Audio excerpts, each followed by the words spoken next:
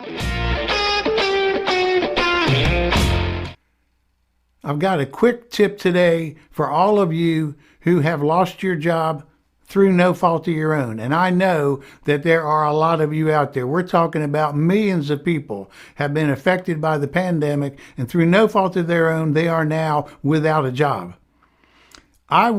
You were my audience for 6 years. For 6 years, I worked with a career consulting company, and everybody who was in one of my classes had just lost a job through no fault of their own. In that case, back in the day, it was because of re-engineering, reorganization, right-sizing, downsizing. It didn't make any difference. But the dynamic was the same as a lot of you are experiencing right now.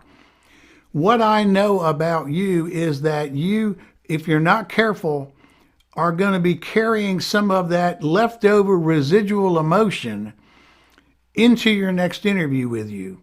What happens is if I lose a job because I'm a bad employee, so it's my own performance, then I've got myself to get angry at. And I get angry at myself, and then I get over it, and then I interview for my next job. If my manager had it out for me and I got fired because of that, then I can get mad at my manager. Okay, so I've got a specific entity at whom I can direct all of my anger and frustration and resentment. What do you do when it's a pandemic? Who do you get angry at? Who do you get frustrated with? When it's a company that goes out of business, how do you get mad at the company? And so there's a greater chance that you're going to have a built up residual emotion of anger, frustration, resentment, a number of things. And it's harder to get rid of that because it's not a specific entity that you can direct your anger at, your frustration at, your resentment. And so my suggestion to you is do whatever you've got to do, but you got to deal with that first before you start preparing your answers for your next interview. Because if you're not careful and if you haven't dealt with getting rid of those emotions, okay, that happened to me. It was not right. It was unfair. Now I've got to in some way right the wrong by getting another job. But the last thing that I'm going to be able to do is to carry some of those emotions in there and the interviewer be able to tell I'm still upset. I'm still frustrated. I'm still angry at the injustice that was done to me. They're going to be sensitive to that because there's so many people who are in that situation. You want to be the person who says, yeah, life was unfair. Okay, but I dealt with that. I put it aside. Now I'm ready to get back to work and I'm not harboring any of those feelings anymore.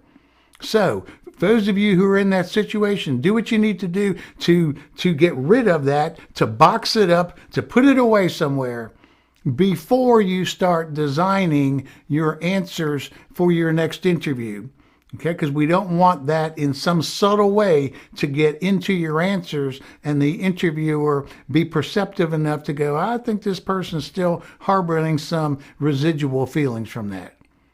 Box it away, get rid of it, then start preparing for your next interview, and you should be good to go. That's my tip for today. For other tips on interviewing, please check out my brand new book and online course. I'll put links in the description below to both of those. If you like this video, please click the thumbs up and subscribe to the channel. That really helps us out. I'll see you right back here next Tuesday for my next video. Till then, have a great week. Stay safe. See you.